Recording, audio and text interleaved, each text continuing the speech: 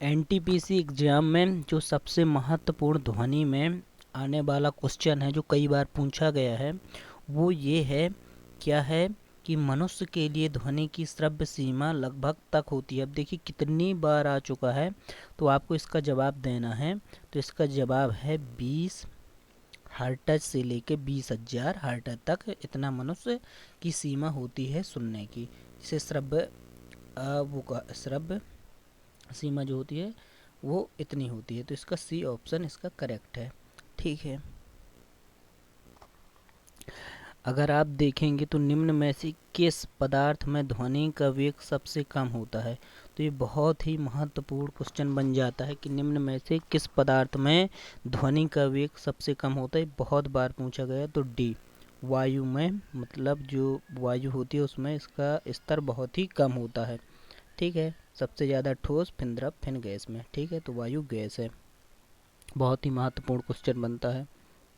एक ये क्वेश्चन भी आ चुका है आरआरबी में कि बड़े हॉल की दीवारों में ध्वनि के बार बार परिवर्तन को क्या कहा जाता है, जिसके परिणाम स्वरूप ध्वनि की अनुभूति होती है। जो हॉल होते हैं तो उसे प्रतिध्वनि कहा जाता है। तो इसका डी ऑप्शन है। जो हॉल होते हैं बड़े बड़े हॉल, उसमें ध्वनि बार बार सुनाई देती है तो वो प्रतिध्वनि होती है। ये भी बहुत ही महत्वपूर्ण है। एक क्वेश्चन मैक संख्या से आया, जब मैक संख्या 1 हो तो ध्वनि को कहा जाता है। तो ध्वनि को क्या कहा जाता है जब मैक संख्या 1 हो? ध्वनिक कहा जाता है। इसका सी ऑप्शन सही हो जाएगा।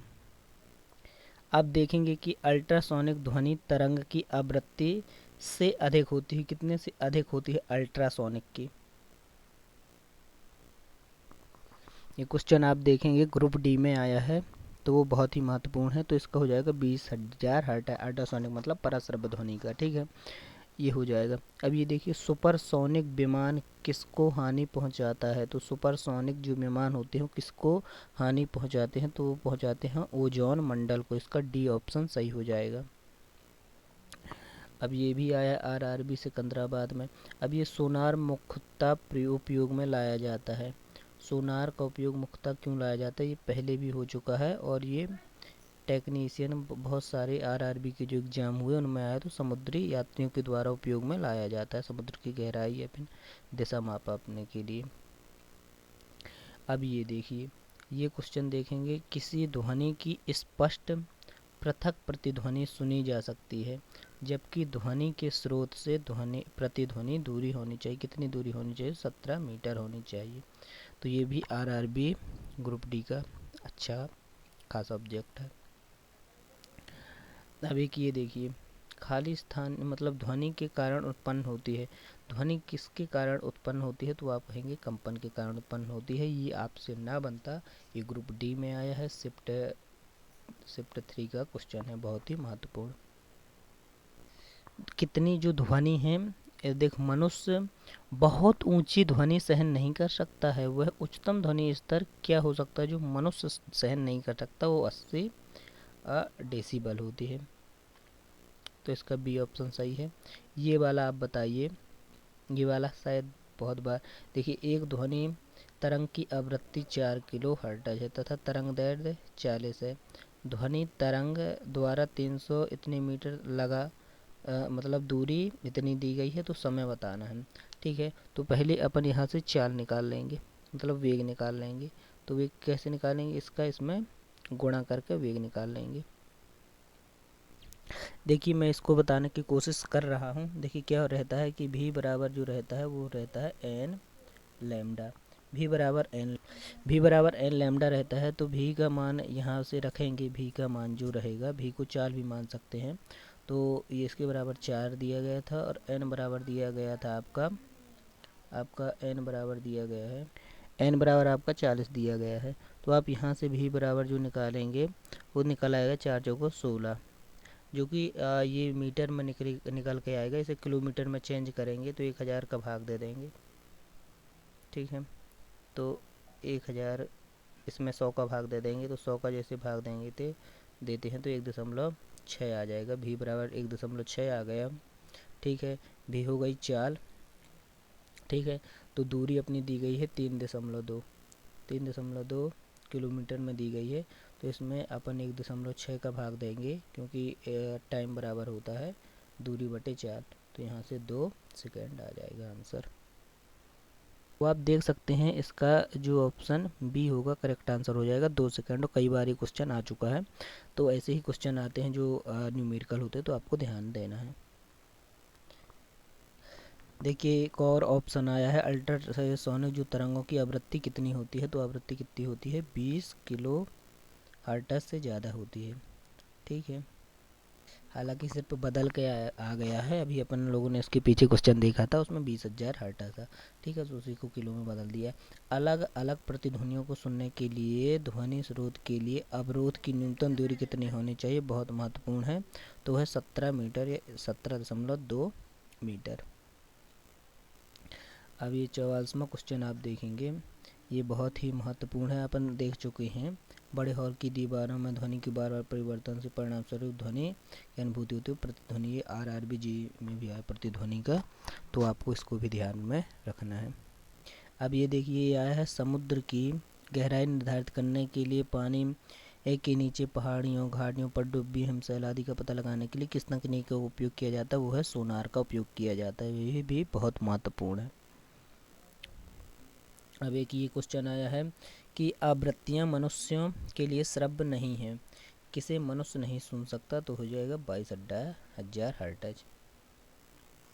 ये यहाँ पे देखेंगे आप, ध्वनि तरंगों की आवृत्ति मापने के लिए मापन इकाई है, तो वो है हर्ट्ज। आवृत्ति को हर्ट्ज में मापा जाता है।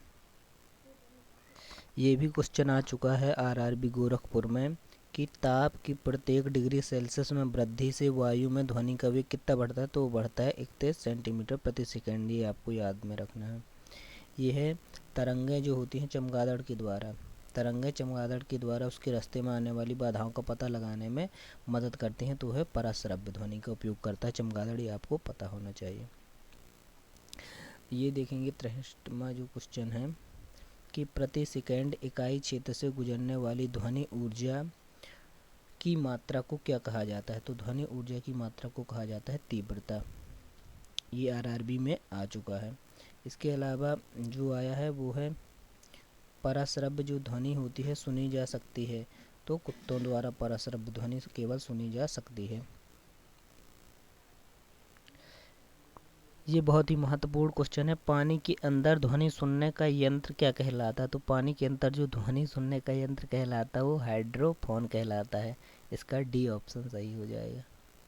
और अगला आता है 66वां क्वेश्चन आता है, ये आपको बताना है कि ध्वनि तरंग किस दर से यात्रा करती है, तो ध्वनि तरंग 1100 फीट प्रति सेकेंड पर गति करती है, यात्रा करती है, गति करती है।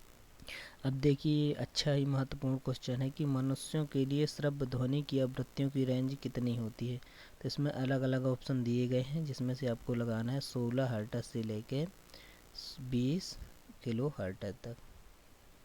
इसका अगर आप देखेंगे सी ऑप्शन और आपका बी ऑप्शन दोनों सेम दिए गए हैं। ये ऑप्शन तो होता नहीं, ये वाला भी नहीं होता, तो इसका आपका 2 ऑप्शन एक जैसे दिए गए हैं, तो इसमें डाउट था इस वाले क्वेश्चन में, मतलब दोनों क्वेश्चन सही थे जिसके सबको नंबर मिले थे। ये वाला क्वेश्चन आप देखिए थोड़ा घुमा के पूछा गया है और है सलारी, हवा में ध्वनि की गति से अधिक गति में के रूप में जानी जाती है, तो किसकी जानी जाती है, सुपरसोनिक की जो होती है, हवा से भी गति तेज होती है। आप यहाँ पे देखेंगे जो ऑब्जेक्ट आया ध्वनि तरंग की विशेषता नहीं है, तो क्या विशेषता नहीं है, हर्ट्ज ये मात्रक है, इसका आवृत्ति के ये सब विशेषता हैं, लेकिन हर्ट्ज मात्रक है। श्रवणी रेंज से नीचे आवृत्तियों के लिए 7 ध्वनि तरंगों को कहा जाता है, तो क्या कहा जाता है, इंफ्रासोनिक कहा जाता है। अब इसका 81वां जो क्वेश्चन है वो है, जब ध्वनि तरंगें चलती हैं तो ये अपने साथ ले जाती हैं, तो क्या ले जाती हैं, अपने साथ ले जाती हैं ऊर्जा, तो इसका सी ऑप्शन हो जाएगा जो कि आरआरबी पेपर में आया है। प्रसिद्ध बिग बैंग थ्योरी किस मुख्य सिद्धांत पर आधारित है, बहुत ही महत्वपूर्ण क्वेश्चन है, तो इसका जो ऑप्शन बी है डॉपलर प्रभाव पर आधारित है।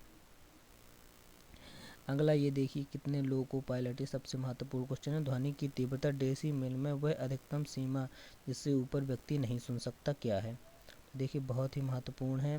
गोरखपुर में आया, इलाहाबाद लोको पायलट में, गोरा एनटीपीसी टेक्नीशियन सब में आ चुका है। तो आपको इसको बताना है आंसर क्या है। देखिए तो इसका आपका जो अधिकतम सीमा जैसे व्यक्ति नहीं सुन सकता है वो है 95। इसमें 95 दिया गया, 85 भी दिया होता। अगर ये ना होता 95 तो आप 85 में भी लगा सकते थे। ये थे थोड़ा डाउटफुल वाले क्वेश्चन। अब ये देखिए, एक ये क्वेश्चन देखेंगे बहुत ही महत्वपूर्ण है एनटीपीसी के लिए। निम्न में से किसकी ध्वनि का तारतम्य तो अधिकतम होगा? किसकी ध्वनि का तारतम्य तो अधिकतम होगा? कई बार क्वेश्चन पेपर में आया, देख सकते हैं कितनी बार आया है। देखिए तारतम्य जो होता है जिससे ध्वनि तीव्र या पतली या मोटे सुनाई देती हो, तारतम्य कहलाता है। तो इसका जो होगा मच्छर की भिनभिनाहट हो जाएगा। इसका आंसर सी ऑप्शन। जब ध्वनि तरंगें पानी में अंतःपृष्ठीय भाग में अपवर्तित होती हैं तो निम्न में से कौन सा अपवर्तित रहता है? तो निम्न में से क्या अपवर्तित रहता है? तो इसका आप ऑप्शन बताएंगे। तो इसका ऑप्शन हो जाएगा सी, आवृत्ति। ये देखेंगे प्रतिध्वनि का और महत्वपूर्ण क्वेश्चन कि प्रतिध्वनि सुनाई देती है जब परावर्तक जो रहता है उसका क्षेत्रफल अधिक हो, परावर्तक का क्षेत्रफल अधिक हो। ये है क्वेश्चन, निम्नलिखित में से किस माध्यम में जो ध्वनि है किसी विशेष तापमान में सबसे तेज यात्रा करती है? तो करती है लोहे में। तो इसका डी ऑप्शन सही हो जाएगा। एक ही बहुत महत्वपूर्ण क्वेश्चन, रेलगाड़ी जब स्टेशन पर पहुंचती है तो वह अपनी स्वाभाविक ध्वनि आवृत्ति से बढ़ी हुई सुनाई देती है, इसका कारण क्या है? तो इसका ऑप्शन है डॉपलर प्रभाव। ये भी महत्वपूर्ण क्वेश्चन, जब हमें कोई ध्वनि सुनाई पड़ती है तो हम इसके स्रोत का अनुमान लगा सकते हैं। तो कैसे लगा सकते हैं? ध्वनि की तीव्रता से लगा सकते हैं। इसका बी ऑप्शन सही हो जाएगा। ये क्वेश्चन देखिए, निम्नलिखित में से किसमें 25 डिग्री पर ध्वनि का वेग अधिकतम होता है? तो होता है एल्यूमिनियम का। सबसे ज़्यादा ध्वनि का वेग एल्यूमिनियम में ही होता है।